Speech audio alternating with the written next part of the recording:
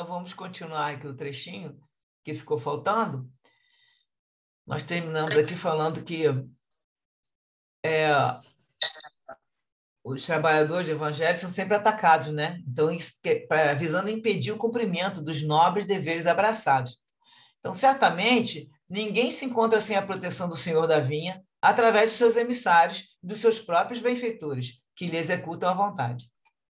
Nada obstante, as ciladas que padecem os trabalhadores do bem fazem parte do esquema para aprendizagem superior a respeito da realidade imortalista, na qual todos nos encontramos mergulhados. Essas experiências também ensinam como se deve comportar o obreiro de Jesus, diante dos famigerados enfermos da alma, que se demoram na erraticidade, necessitados de compaixão e socorro. Constitui treinamento para o futuro, quando convocados às tarefas de misericórdia em regiões dolorosas, onde os mesmos se omisiam. Então, vem o conselho final, né, de Joana. Nunca desanimes quando se sentires assediado por esses vândalos do mundo espiritual inferior. Quanto mais responsabilidades tenhas, maior será o cerco em volta dos teus passos. Porque és fiel ao objetivo que persegues, mais violentas serão as técnicas usadas nas ciladas que preparam. Dulcifica-te e não reajas ao mal. Age com bondade e ser fiel em qualquer circunstância do ideal a qual te afervoras. Nunca revides, mesmo quando agredido, desperdiçando valiosa cota de energia com que realmente não tem significado real, exceto aquele que lhe atribuís. Ora e confia, alegrando-te quando sob a chuva de calhaus e sorrindo quando jornadeando sobre cardos, deixando pegadas de dor e de júbilo pelo caminho, a fim de que demonstres que segues aquele que aparentemente morreu vencendo uma cruz de vergonha e que, após essa máxima cilada dos maus, retornou triunfante, conforme prometera. Joana de Ângeles, foi em março de 2010. Então, é um texto que a gente tem também, eu vou deixar ele depois o link direitinho, que a gente tem que ter em mente, né? Porque é um texto muito bonito. E a gente também precisa estar lendo, lembrando que a gente está nessa sempre, né? Porque a gente fala, por que está acontecendo isso? Não adianta. Vai mais à frente, eu vou falar mais alguma coisa sobre essa história. Bom, então a cilada está aqui, eu deixei o link no arquivo que eu vou mandar para vocês, é só copiar e colar. Então vamos continuar o Gracindo falando sobre a história da mediunidade, com o exemplo da Malvina, ele vai falar mais sobre a mediunidade.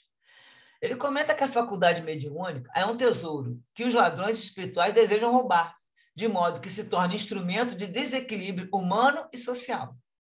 Quando os médiuns sinceros compreenderem o significado da mediunidade como ponte entre os dois lados da existência, muito mais fácil ser-lhes-á o trânsito, porque a sua movimentação estará sempre assegurada pelos valores da sua vida moral e de seus exemplos de abnegação e de caridade. Bem frisado aí no negrito, né? O seu valor da vida moral e seu exemplo de abnegação e caridade. Muitos companheiros no movimento espírita ainda não compreenderam qual é a função da mediunidade e o calvário que está reservado aos seus servidores, em razão do seu passado moral e depois, pela elevada razão de servirem de pontes aos benfeitores da humanidade no seu programa de amor e paz entre os seres humanos. Então, ele vai falar aqui, eles falaram lá um trechinho do livro, Testemunha de Chico Xavier, uma mensagem de dezembro de 48, que ele fala que chegar ao fim é crucificar-se.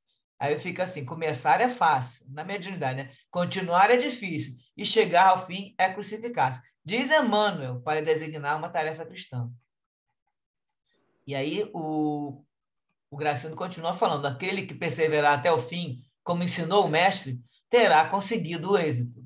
Nesses dias de hoje, né? A necessidade da vivência mediúnica, a luz sublime do espiritismo é urgente, mas as distrações e licenças morais têm sido portas abertas na direção do abismo da indisciplina e do fracasso. As coisas do dia a dia atualmente, né? Aí eles comentam lá também na live que o Espírito Camilo, guia espiritual do Raul Teixeira, no livro Desafios da Mediunidade, vai falar da importância da disciplina do médium. Então, o texto é esse aqui. Para que a mediunidade logre cumprir o seu desiderato na estrada humana, torna-se imprescindível o trato com a disciplina.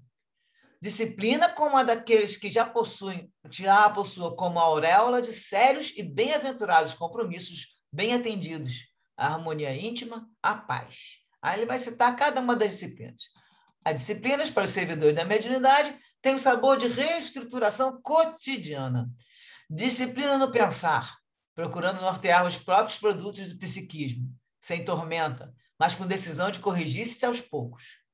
Disciplina no falar, encarecendo a importância de falar o que seja conveniente à sã doutrina, conforme propõe o apóstolo Paulo de Tarso. Disciplina no relacionamento pessoal, espalhando fraternidade, exercitando desapego e respeitando as diferenças alheias. Disciplina das funções genésicas, buscando pôr luz nos impulsos da intimidade, sem repressão, mas com maturidade, para que eles não sejam geradores de tormentos, de culpas, de comprometimentos infelizes, francamente desnecessários. Disciplina ao comer e no beber, para que seu comer e beber não sejam motivos de escândalo. E disciplina, por fim, que significa integração consciente com a vida plena, vibrando no entendimento de que o mundo é bendita escola, onde essas disciplinas representam as cátedras, os conteúdos capazes de guindar a alma aos páramos da redenção anelada, conquistada gradualmente. Então, isso foi o espírito que é o guia do Raul Teixeira, que falou nesse livro Desafio da Mediunidade.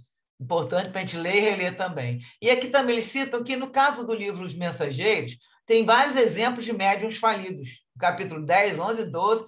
Eu só coloquei aqui só a referência para não ficar estendendo muito, porque já, naquele livro ele é praticamente o livro dos médiuns falidos, né? Esse Mensageiro. Mas ele citar aí especificamente esses capítulos. Querem comentar alguma coisa aqui para a gente tirar uma dúvida?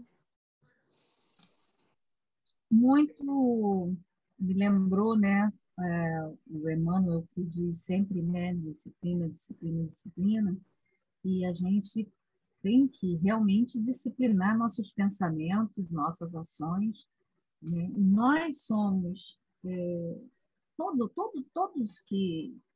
todas as pessoas que decidem trabalhar na seara do Cristo vão ser alvo de algum tipo de ataque da espiritualidade inferior, dos infelizes, dos nossos irmãos menos favorecidos. E nós temos que estar preparados.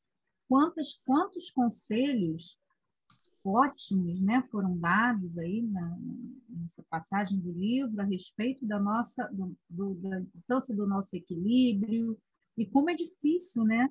O que eu ia dizer é isso, como é difícil. A gente pensa que não, é isso mesmo, tá certo, eu vou me disciplinar, na hora a gente cai, né? Mas o importante é que a gente mantenha a nossa força e que a gente consiga cair, se cair, levantar e seguir em frente. Mas não é fácil. A história do livro dos médiuns falidos, né, que você falou, Sultana, é uma verdade, né? Ali todas as histórias são muito próximas, muito parecidas com as nossas histórias, né? São gente como a gente que passou por infelicidades e escorregaram e se perderam, e a gente corre esse risco se a gente não tiver o devido cuidado, né? Então, orar e vigiar, disciplina nos pensamentos, nas ações, e confiar em Deus, porque tudo isso faz parte do nosso engrandecimento moral e espiritual. Com certeza.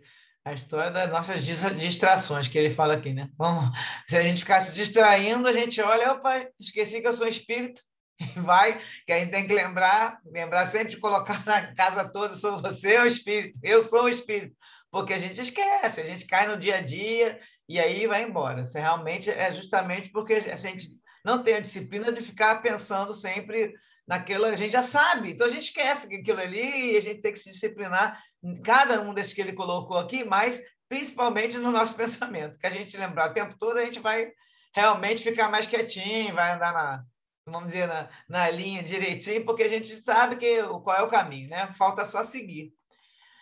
Então, agora, o que vai acontecer? Já estamos na página 3 ainda, gente. Nós temos que acelerar um pouquinho. Miranda vai falar... Não, no caso, Miranda está vendo a Malvina andando ali pela instituição. E ele vê que a Malvina está enferma e cansada. Aí ele pergunta, que eu falei aquela hora antes, né? Para o Graciano, não seria justo que poupassem ela um pouco, né? Que eles que estão, né, atacando ela poupassem um pouco? O Graciano falou que sim, porém o mérito se adquire através do esforço que se envida para cumprir com os deveres, mesmo que com os joelhos desconjuntados, como afirmou, aí ele fala no livro, o apóstolo da gente, que seria o Paulo de Tarso. Então, assim, ela ganha mais mérito porque está passando por isso tudo e está aceitando isso tudo